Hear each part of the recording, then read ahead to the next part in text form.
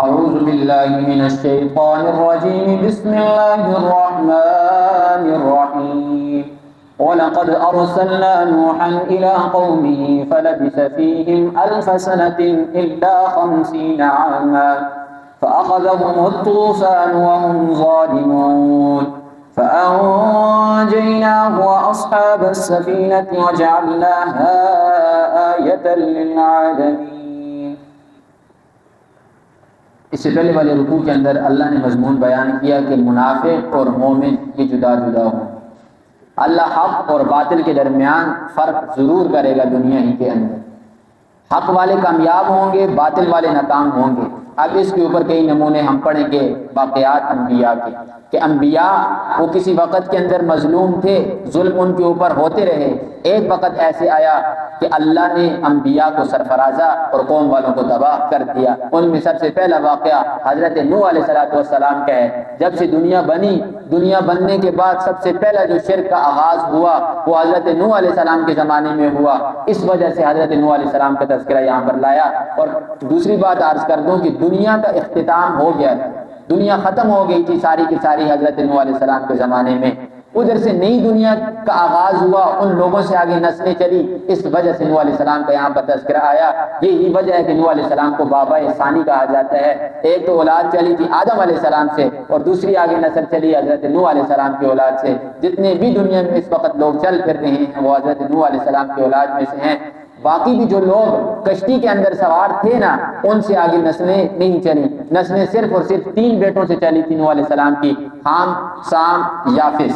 3 بیٹے تھے، انہی 3 بیٹوں سے آگے نسل چلی۔ تو فرمایا وَلَقَدْ أَرْسَلْنَا، قسم بخدا ہم نے بھیجا نوح علیہ السلام کو إِلَىٰ قَوْمِهِ، ان کی قوم کی طرف مبعوث ہوئے۔ فَلَبِثَ فِيهِمْ 1000 سَنَةٍ، بس وہ ٹھہرے قوم کے اندر 1000 سنة 1000 سال، إِلَّا 50 عاما، مگر 50 سال کم، یعنی 1000 میں سے 50 سال کم ٹھہرے، 950 سال۔ 950 سال کا جو عرصہ ہے یہ صرف اور صرف تبلیغ کا ہے، یہ ان کی عمر نہیں ہے۔ ابن عباس رضی اللہ تعالیٰ عنہ کی جو روایت ہے اس کے مطابق 40 سال کے اندر انہیں نبوت ملی۔ 40 سال کے بعد 950 سال انہوں نے تبلیغ کی۔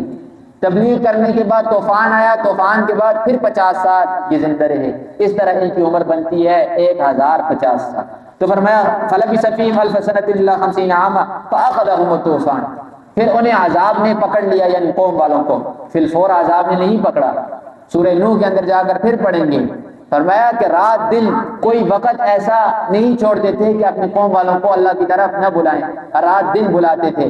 لیکن یہ کیا کرتے تھے؟ جعلوا اصابعهم فی آذانہم، یہ اپنے کانوں کے اندر انگلیاں ٹھوس لیتے تھے۔ واستغشوا ثیابہم، اپنے چہروں کے اوپر کپڑے ڈال دیا کرتے تھے کہ نوح کی آواز ہمارے کان کے اندر نہ پڑے۔ اللہ کبھی بھی کسی قوم کو یا کسی آدمی کو بیک وقت پکڑتا نہیں ہے، یاد رکھ لیں، یہ اللہ کا قانون ہے۔ اللہ ہر انسان کو مہلت بھی دیتے ہیں اور ڈیل بھی دیتے ہیں۔ جب انسان یا کوئی قوم یا کوئی علاقہ وہ اللہ کی حدود کو تجاوز کر لیتا ہے تب جا کر اللہ کا عذاب آتا ہے، اللہ پھر فور نہیں پکڑتے۔ تو فرمایا فَأَخَذَهُمُ الطُّوفَانُ، بس انہیں عذاب نے پکڑ لیا، طوفان بھیجا جو اللہ نے۔ طوفان کی صورت کیا تھی؟ تو روایات کے اندر آتا ہے 6 مہینے تک بارش برستی رہی، 6 مہینے بارش نے بالکل وقفہ نہیں کیا۔ تو فرمایا زمین کے اندر کوئی پہاڑ، کوئی اونچائی، کوئی نیچائی، کوئی چیز نہیں تھی، صرف اور صرف ایک سمندر کی شکل زمین نے اختیار کی ہوئی تھی۔ 6.5 مہینے کا راشن بھی حضرت نوح علیہ السلام نے کشتی کے اندر رکھا ہوا تھا۔ وہ سارے جوڑے تفصیل ہم پڑھ چکے ہیں اور کچھ تفصیل سورہ نوح میں پڑھیں گے۔ غرض کہ کوئی انسان دنیا کے اندر بچا نہیں سوائے کشتی والوں کے، وہ کشتی والے بچے۔ اس کے علاوہ فَأَخَذَهُمُ الطُّوفَانُ وَهُمْ ظَالِمُونَ، وہ سارے کے سارے ظالم تھے، ان کے ظلم کی وجہ سے اللہ نے ان کے اوپر طوفان بھیجا، وہ ہلاک و تباہ و برباد ہو گئے۔ فَأَنْجَيْنَاهُ، ہم نے نوح علیہ السلام کو بچایا، نجات دی۔ وَأَصْحَابَ السَّفِينَةِ، جو اس کے کشتی کے ساتھی تھے انہیں بھی اللہ نے بچا لیا۔ اس کے علاوہ ساروں کو تباہ و برباد کر دیا۔ فرمایا وَجَعَلْنَاهَا، اور بنا دیا ہم نے اس واقعے کو آیَةً لِلْعَالَمِينَ، ایک بہت بڑی نشانی جہاں والوں کی۔ یہ کوئی کم نشانی ہے کہ پوری کی پوری کائنات اللہ نے تباہ کر دی۔ وہ 80 یا 82 لوگ اللہ نے دنیا کے اندر چھوڑے، اور جانوروں سے بھی ایک جوڑا تھا، پرندوں سے بھی ایک جوڑا تھا۔ اس کے علاوہ تمام جانور، پرند ساری چیزیں اللہ نے کیا کر دی؟ ختم کر دی۔ ادھر سے اللہ نے کشتی والوں سے نسلیں چلائی۔ اب اس رکوع کے اندر یا اس واقعے کے اندر نشانی ہمارے لیے کیا ہے؟ ہمارے لیے سب سے بڑی نشانی یہ ہے کہ دیکھیں دنیا کے اندر بس رہے ہیں تو اللہ کی مرضی سے بس رہے ہیں، گناہ تو ہم نے کوئی چھوڑا نہیں ہوا، اگر اللہ چاہے اسی وقت ساری کائنات کو ختم کر دے، جیسے نوح علیہ السلام کے زمانے سے نئی نسلیں چلائی ابھی بھی چلا سکتے ہیں۔ لہذا دنیا کے اندر رہ کر انسان کسی قسم کا فخر یا تکبر نہ کرے، جو دنیا کے اندر لا سکتا ہے وہی دنیا سے لے کر جا بھی سکتا ہے۔ آگے دوسرا واقعہ وَإِبْرَاهِيمَ، اور ابراہیم علیہ السلام کے واقعے کو یاد کیجئے۔ اِذْ قَالَ لِقَوْمِهِ، جب کہا ابراہیم علیہ السلام نے اپنی قوم سے اعبدوا اللہ، اللہ کی عبادت کرو، واتقوہ، اور اسی سے ڈرو، اللہ کا خوف اپنے دلوں میں بٹھاؤ اور اللہ کی عبادت کرو۔ دونوں چیزیں، یہ جو دو چیزیں ہیں نا، اللہ کا خوف اور عبادت، یہ کسی دوسرے انسان سے انسان کو نہیں کرنا چاہیے۔ ایک اللہ کی عبادت ہے، عبادت میں صرف اور صرف شریک کرنا ہے تو وہ اللہ کی ذات ہی ہے، عبادت میں اللہ کے ساتھ کسی دوسرے کو شریک نہیں کرنا، اس خوف کی ہے۔ تو یہ مسئلہ کئی مرتبہ بیان ہو چکا ہے، جو خوف اللہ کی ذات سے رکھنا ہے وہ خوف کسی انسان سے نہیں رکھنا چاہیے۔ موت دینے والا کون ہے؟ اللہ کی ذات۔ زندگی دینے والا کون ہے؟ اللہ کی ذات۔ روزی دینے والا کون؟ اللہ کی ذات۔ اس طرح جتنی بھی عقائد ہیں انہیں آپ گنتے جائیں، صبح سے لے کر شام ہو جائے گی، یہ چیزیں ختم نہیں ہوں گی۔ اب ان کے اندر جو ڈر اللہ کی ذات کا ہے یہ کسی انسان کا نہیں رکھا۔ اگر انسان نے رکھ دیا یہ خوف کسی اور کے لیے تو یہ شرک، اور یہ انسان مشرک ہو جائے گا۔ اب روزی دینے والا اللہ ہے، انسان کہے یہ نوکری ہے تو روزی مجھے دے رہی ہے، وہ فلاں آدمی ہے اسے ناراض کیا میری روزی روٹی بند ہو جائے گی، یہ انسان مشرک ہے، یاد رکھیں۔ اسی طریقے سے موت کا خوف اللہ کی ذات کے علاوہ کسی انسان سے رکھا، انسان پھر فور مشرک ہو جائے گا۔ ہاں عام یہ جو خوف ہیں، استاذ کا خوف، والد کا خوف، اپنے بڑے کا خوف، یہ چیزیں اس زمرے کے اندر نہیں آتی۔ تو فرمایا دونوں چیزیں اللہ کے ساتھ خاص کرو، ذالکم خیر لکم ان کنتم تعلمون، یہ کام تمہارے لیے بہتر ہے اگر تم لوگوں کے پاس ذرا برابر علم ہے، اگر تمہارے پاس عقل ہے، علم ہے تو یہ کام کرو، خوف اللہ کا کھاؤ اور عبادت اللہ کی کرو۔ لیکن وہ قوم والے کیسے تھے؟ انما تعبدون، وہ صرف اور صرف عبادت کرتے تھے من دون اللہ، اللہ کے علاوہ، اللہ کی نہیں کرتے تھے عبادت، اللہ کے علاوہ بتوں کی عبادت کرتے تھے۔ وَيَعُوقَ وَنَسْرَ، یہ ان کے بت تھے، یعوق بت، یہ سارے کے سارے انہوں نے بت بنائے ہوئے تھے، ان کی عبادت کیا کرتے تھے۔ فرمایا وَتَخْلُقُونَ إِفْكًا، اور تم نے باتیں گھڑی ہوئی، اس زمانے میں بھی اس زمانے میں بھی، جو انسان کی عقل کے اندر بات نہیں آتی، جو تصور کے اندر بات نہیں آتی، لوگوں نے وہ باتیں گھڑی ہوئی تھی۔ انہوں نے کون سی باتیں گھڑی تھی؟ یہ بت ہے روزی دیتا ہے، یہ بت ہے اولاد دیتا ہے، یہ بت ہے مرضوں کا علاج کرتا ہے، یہ بت ہے فلاں کام کرتا ہے۔ اس زمانے میں اور اس زمانے میں بھی ہے، فلاں زیارت کے اوپر جاؤ تو فلاں پریشانی دور ہوتی ہے، فلاں قبر کے اوپر جاؤ فلاں چیز ٹھیک ہوتی ہے، فلاں دربار کے اوپر جاؤ چادر چڑھاؤ فلاں مسئلہ حل ہوگا۔ تو وہ زمانہ بدلا تو نہیں ہے، صرف زمانہ چلا گیا ہے، چیزیں وہ ساری کی ساری اور زیادہ زور پکڑ کر آ رہی ہیں۔ تو فرمایا ان الذین تعبدون، اب اللہ کا قانون سنیے، ان الذین، بے شک وہ لوگ، تعبدون من دون اللہ، جو عبادت کرتے ہیں اللہ کے سوا، لا یملکون لکم رزق، ہرگز یہ لوگ مالک نہیں ان کی روزی کے۔ جب یہ لوگ ان کی روزی کے مالک نہیں تو اور کسی اور چیز کی کیا مالک ہوں؟ اور روزی کا یہاں پر تذکرہ کیوں کیا کہ انسان کو جب بھوک لگتی ہے نا تو بھوک لگنے کے وقت جو سب سے پہلے کھانا پیش کرتا ہے انسان کو بہت محبوب ہوتا ہے۔ ہم لوگوں کے اوپر بھوکیں اور فاقے یہ چیزیں نہیں آئی، اس چیز کا اندازہ وہ لوگ صحیح لگا سکتے ہیں جنہوں نے بھوک دیکھی ہوئی۔ ان سے جا کر پوچھیں نا، جب 3 دن کھانا نہ کھائیں، 3 دن کے بعد جو سامنے روٹی لے کر آئے انسان کو کتنا محبوب ہوتا ہے۔ تو فرمایا جو پروردگار تمہیں روزی دے رہا ہے نا وہی تمہارا معبود ہے، اس کے علاوہ تمہاری روزی کا کوئی مالک نہیں۔ فابتغوا عند اللہ، بس روزی کو تلاش کرو اللہ کے ہاں، الرزق جو تمہاری روزی ہے، واعبدوہ، اسی کی عبادت کرو، واشکروا لہ، اور اسی کا بدلہ اور اسی کا شکر ادا کرو۔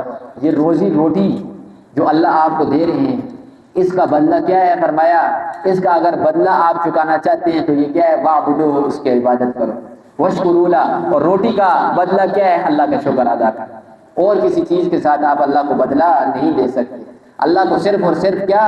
روزی کا بدلہ، واعبدوہ، عبادت کرو، واشکروا لہ، شکر ادا کرو، اللہ راضی رہے گا۔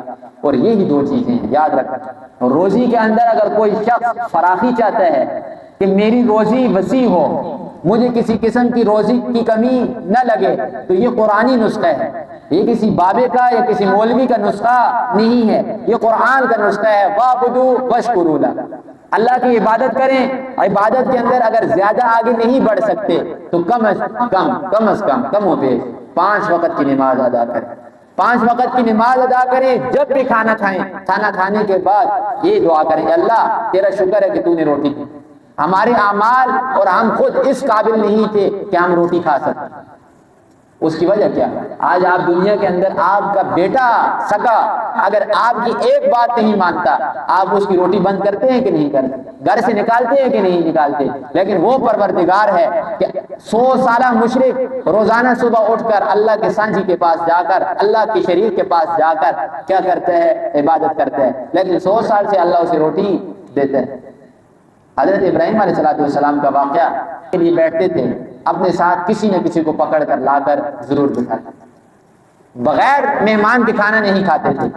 ویسے ہی برکتیں ان لوگوں کے گھروں میں نہیں تھی۔ آج مہمان گھر کے اندر آئے نا تو ہمارے منہ کے اوپر کیا ہوتے ہیں؟ 100 بل پڑ جاتے ہیں، اور ایسی نحوست والے چہرے ہمارے بنتے ہیں کہ اللہ معاف کرے۔ تو اسی لیے ہمارے گھروں کے اندر کیا ہے؟ برکتیں نہیں ہیں۔ ایک گھر کے اندر 10 آدمی کما رہے ہیں، کھانے والا کوئی نہیں، لیکن کیا ہر وقت روتے رہتے ہیں کھانے کے لیے کچھ نہیں، کھانے کے لیے کچھ نہیں۔ کیوں؟ وہ ساری چیزیں ہم نے چھوڑ دی جو ہمارے بڑے بزرگوں نے سنبھالی ہوئی تھی۔ کیا ہمارے گھروں کے اندر پہلے اگر 50 سال اٹھا کر دیکھیں 2 4 5 مہمان آتے تھے؟ نہیں آتے تھے۔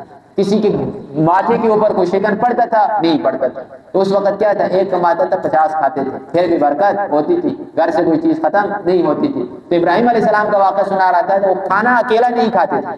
تو ایک دفعہ باہر کے دیکھا کہ گلی کے اندر کوئی مل جائے، اسے ساتھ لے کر آؤں تو کھانا اسے کھلا، لے کر آئے باہر، میں اللہ کا نام کیوں لوں؟ ابراہیم علیہ السلام نے کافی سمجھایا لیکن نہیں مانے، تو کہا کہ پھر میرے ساتھ کھانا مت کھاؤ، اٹھو اور نکل جاؤ۔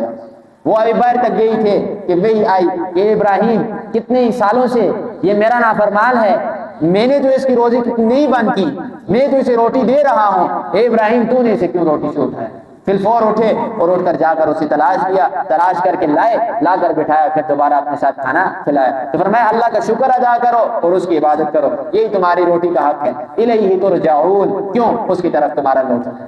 کیوں لوٹنا ہے؟ معبود ہے نا تمہارا، خالق ہے تمہارا، اس وجہ سے اس کی طرف تمہارا لوٹنا ہے۔ اور یہ جو تم نے اپنے ہاتھوں سے گڑے ہوئے ہیں، نہ ان کی طرف لوٹنا ہے تمہارا، اور نہ یہ تمہاری روزی کے مالک۔ لفظ ترجمہ: وَلَقَدْ أَرْسَلْنَا قَسَمْ بَخُدَا ہم نے بھیجا نوح علیہ السلام کو إِلَىٰ قَوْمِهِ ان کی قوم کی طرف، فَلَبِثَ فِيهِمْ پس وہ ٹھہرے اس قوم کے اندر أَلْفَ سَنَةٍ 1000 سال إِلَّا 50 عاما مگر 50 سال کم، فَأَخَذَهُمُ الطُّوفَانُ پس پکڑا انہیں طوفان نے، وَهُمْ ظَالِمُونَ حال یہ کہ وہ ظالم تھے، فَأَنجَيْنَاهُ وَأَصْحَابَ السَّفِينَةِ پس ہم نے نجات دی نوح علیہ السلام کو، اصحاب السفینہ اور کشتی والوں کو، وجعلنا اور بنایا ہم نے انہیں آیت نشانی للعالمین جہان والوں کے لیے، وابراہیم اور ابراہیم علیہ السلام کے واقعے کو یاد کیجیے، اس قال لقومی جب کہا انہوں نے اپنی قوم سے عبد اللہ اللہ کی عبادت کرو، واتقوا اس کا خوف کرو، اس کا تقوی اختیار کرو، ذالکم خیر لکم یہ بہتر ہے تمہارے لیے، کنتم تعلمون اگر تم جانتے ہو، انما تعبدون بے شک صرف اور صرف وہ عبادت کرتے تھے من دون اللہ اللہ کے علاوہ اوثانا بتوں کی، وتخلقون افکا اور گھڑتے تھے جھوٹ، ان الذین بے شک وہ لوگ تعبدون جو عبادت کرتے ہیں من دون اللہ اللہ کے علاوہ، لا یملکون لکم